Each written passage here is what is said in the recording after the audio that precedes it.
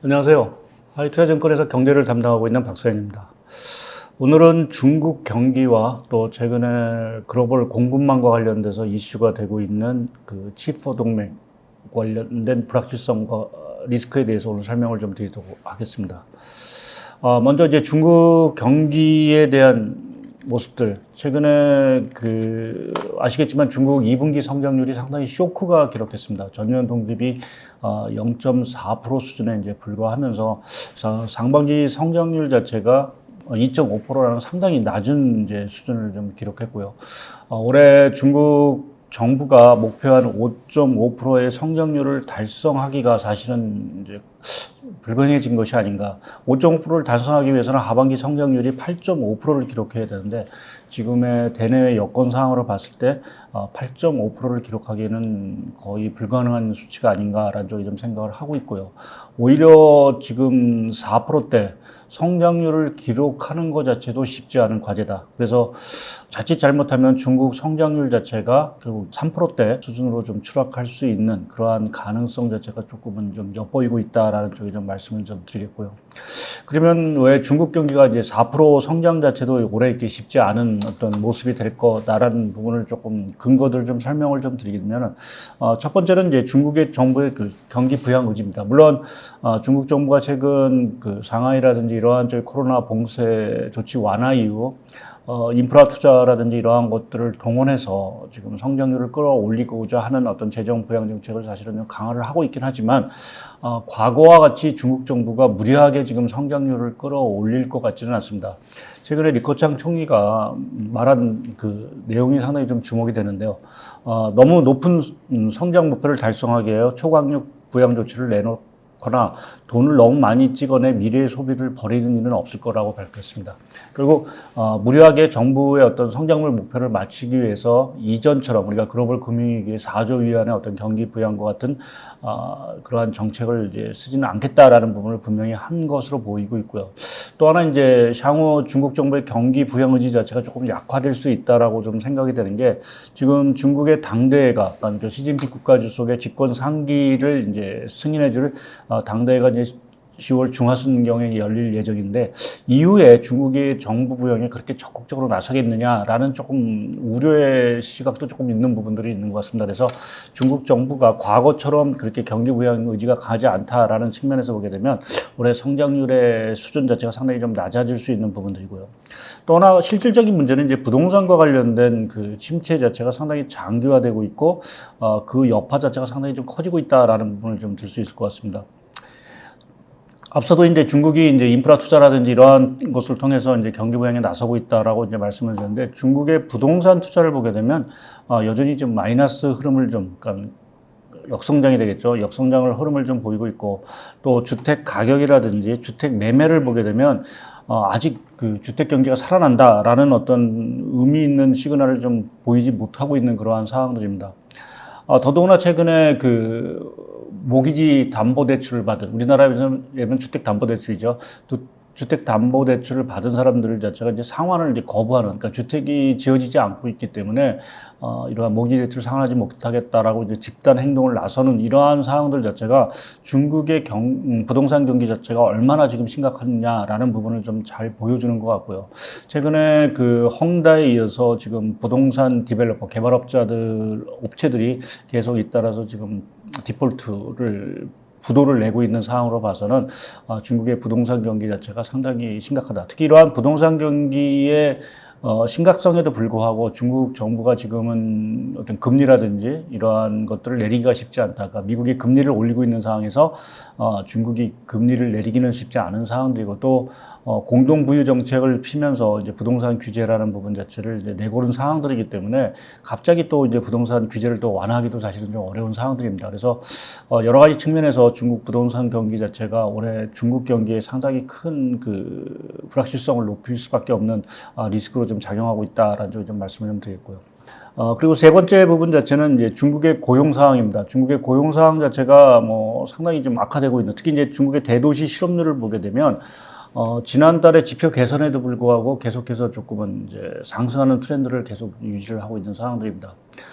이처럼 중국 이 고용시장 자체가 상당히 악화되고 있다라는 거, 뭐 여러 가지 요인이 있긴 하겠지만, 뭐 말씀드린 대로 작년부터 이어지는 빅테크 규제라든지, 또 부동산 시장에 대한 뭐 규제, 아무래도 건설 노동자라든지 이런 사람들이 이제 취업이 잘 안 되겠죠. 뭐 이러한 영향들 때문에 이렇게 이제 고용시장 자체가 악화가 된다라고 하면 부양 효과라는 부분 자체가 당연히 약화될 수밖에 없는 부분들입니다. 그래서 이러한 것들이 올해 중국의 성장의 흐름 자체를 상당히 이제 갉아먹을 수 있는 부분들이 있고 또 아직까지는 중국 수출 경기 자체가 상당히 양호합니다. 그럼에도 불구하고 하반기 뭐 아무래도 글로벌 경기 자체 뭐 침체 얘기도 사실 나오고 있는 상황들이기 때문에 중국 수출 자체가 계속해서 좋아지기는 상당히 좀 쉽지 않은 구조다라는 쪽에 좀 말씀을 좀 드리겠고요.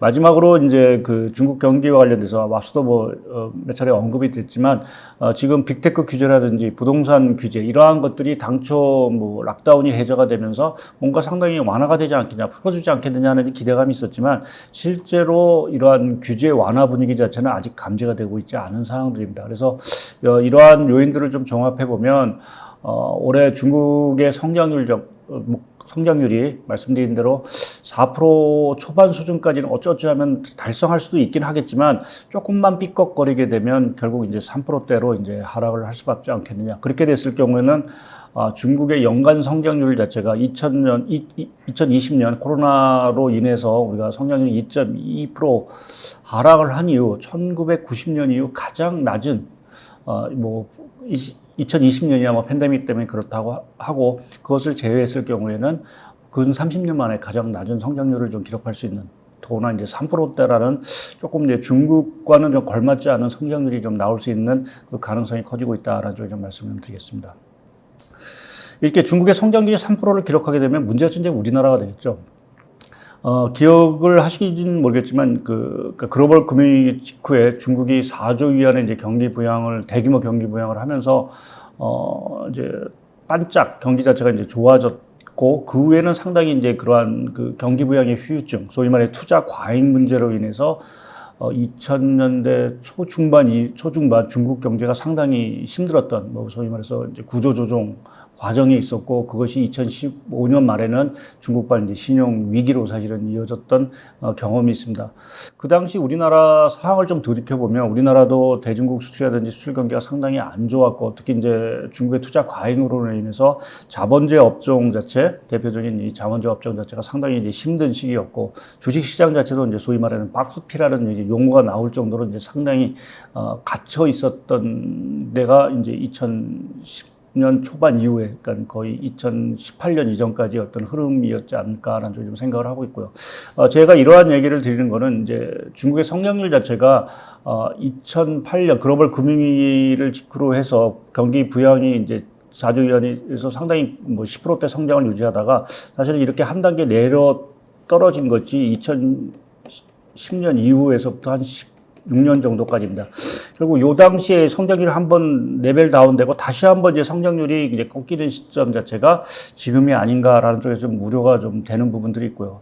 그러한 것들이 조금 실제적으로 우리나라 경기, 특히 이제 아무래도 우리나라 수출이 상당히 좀 중요한 부분인데 대중국 수출 쪽에서의 시그널들이 좀 안 좋게 나오는 것들이 지금 2분기 대중국 수출 증가율 자체가 마이너스 0.9로 이제 감소세로 전환했습니다. 홍콩만까지도 포함했을 경우에는 대중화권 수출 자체가 이제 마이너스 4.5%로 상당히 이제 좀 악화되는 이러한 모습을 좀 보이고 있고 더구나 이제 우리나라 그 대중국 무역 수지 자체가 5월, 6월 2개월 연속, 그러니까 90년 이후 처음으로 2개월 연속 이제 적자를 기록한 데 이어서 7월 달에도 대중국 무역 수지가 적자를 기록할 가능성이 상당히 좀 커지고 있는 상황들입니다. 그래서 이러한 것들이 어떻게 보면 우리나라의 어떤 경기 흐름, 뭐 이러한 것들에 상당히 부정적인 영향을 미치다. 말씀드린 대로, 우리나라 대중국 무역수지 흐름 자체는 상당히 이제 2013년까지 좋아지다가 이후에 상당히 좀 슬로우 됐고요. 반도체 붐이 나면서 다시 좀 반짝이었다가, 미중 갈등 문제로 인해서 다시 한번 흑자 규모 자체가 이제 전체적으로 줄어들었고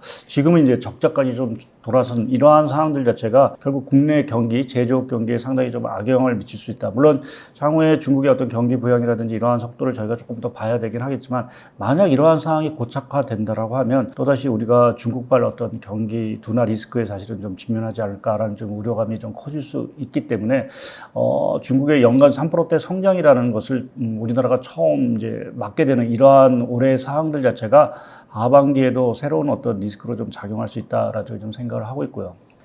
그 과정 속에서 좀 최근에 많이 나오고 있는 이 반도체 동맹, G4라는 동맹에 대한 어떤 리스크, 이러한 것들도 또다시 이제 대중국 교육과 관련돼서 좀 불확실성 자체를 높이는 부분들이 아닌가라는 쪽에 좀 생각을 하고 있습니다.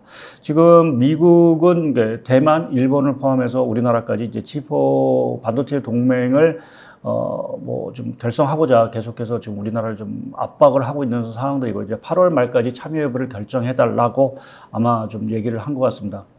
그래서 뭐 지금 뭐 미국 주도의 공급망 재편 움직임에 우리가 뭐 참여는 안 할 수는 없는 입장이고요. 근데 결국 이제 이러한 공급망 재편에 참여했을 경우 결국 우리나라 대중국 수출에 뭔가 큰 악재가 되지 않겠느냐라는 이제 좀 우려의 시각을 저희가 가질 수 있는 부분들이고요. 특히 이제 반도체 수출과 관련돼서 지금 중국과 홍콩이 차지하는 비중, 그러니까 올 상반기 기준으로 보게 되면 중국이 전체 반도체 수출의 40%, 그리고 홍콩이 15.9%를 차지하고 있습니다. 두 개를 합치게 되면 결국 56% 정도 가까이 되는 거죠. 거의 절반 이상 자체가 지금 중국향으로 나가고 있는 상황들입니다.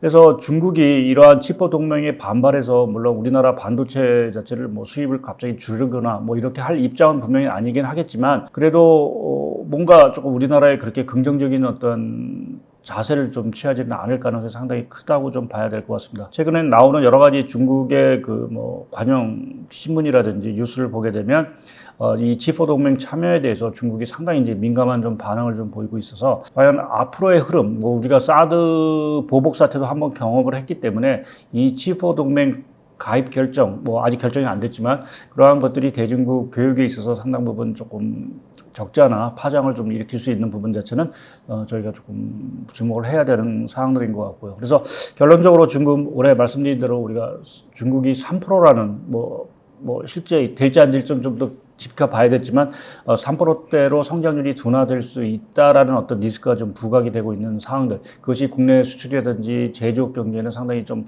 악재로 좀 작용할 수 있는 부분들에다가, 거기에 지금 반도체 동맹과 관련된 이러한 치포 움직임 자체도 대중국 수출에 대한 불확실성 자체를 상당히 높이고 있는 부분들인 것 같습니다.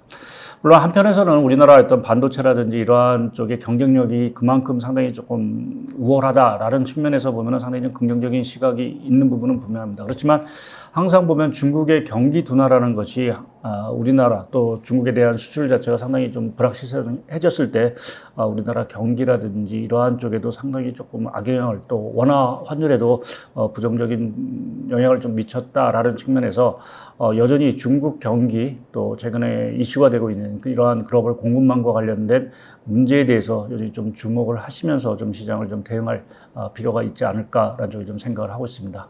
오늘은 이제 중국 경기의 둔화 리스크, 거기에 또 최근에 불거지고 있는 반도체 동맹에 관해서 좀 말씀을 드렸습니다. 예, 감사합니다.